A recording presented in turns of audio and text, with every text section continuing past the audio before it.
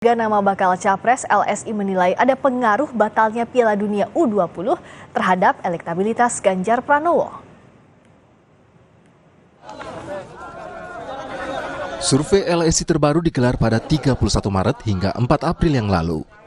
Dalam survei terakhir, terdapat perubahan signifikan terhadap posisi Prabowo dan Ganjar dalam simulasi 3 nama capres.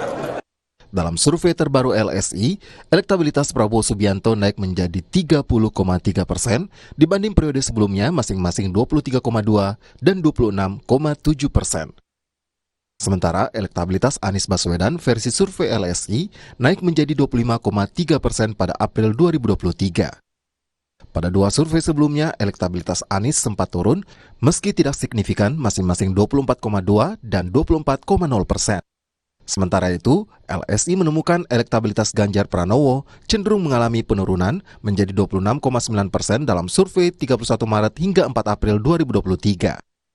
Dalam 2 survei sebelumnya, elektabilitas Ganjar juga tercatat mengalami penurunan dari 36,3 menjadi 35%. Menurut LSI, ada kemungkinan pernyataan Ganjar Pranowo terkait timnas Israel berpengaruh terhadap elektabilitasnya. Dalam survei, Ganjar disebut cukup banyak sebagai pihak yang bertanggung jawab atas batalnya Piala Dunia U20 di Indonesia. Yang pasti faktor isu besar seperti isu Piala Dunia ini, karena 70-an% masyarakat kita itu kan menyesalkan pembatalan Piala Dunia itu. Lebih dari 65% menyatakan tidak menolak kehadiran Israel kalau datang sebagai pemain Piala Dunia gitu. Nah itu, jadi isu-isu seperti ini kan menimbulkan reaksi negatif dari publik. Publik kalau punya reaksi negatif terhadap isu semasa, itu kemudian akan mengalamatkannya kepada dalam kompetisi pemilu itu akan mengalamatkannya kepada peserta pemilu atau calon peserta pemilu atau figur-figur yang dianggap potensial.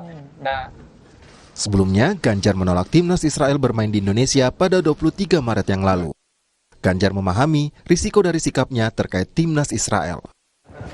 Itu sebuah risiko dari keputusan tidak apa. Tapi kalau boleh, kalau mau nyerang, seranglah Ganjar. Jangan serang suami istri saya, jangan serang anak saya. Pak Gub masih tetap sikap yang sama dengan Israel. Kenapa? Soal Israel ini sikapnya sama. Itu kan keputusan politik luar negeri kita ya. Jadi tinggal dilakukan lobby-lobby saja, dan saya percaya PSSI bisa melakukan itu.